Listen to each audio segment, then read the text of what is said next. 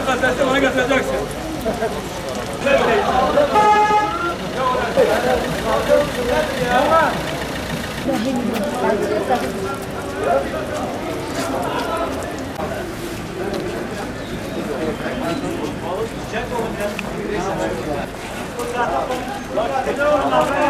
Bu Alevi de geldi.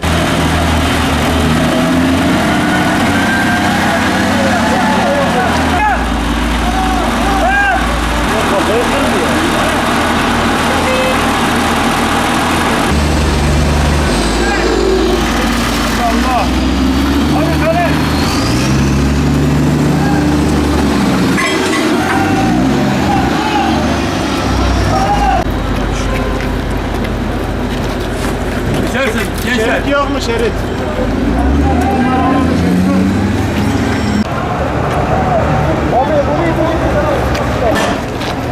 Bravo, bravo. Bravo parçalara bak. Ama bu burada olur. Ya bu benim. Abi ortada kapak var ya Valla söyleyin Kırgızlar nereden o Kırgızlar?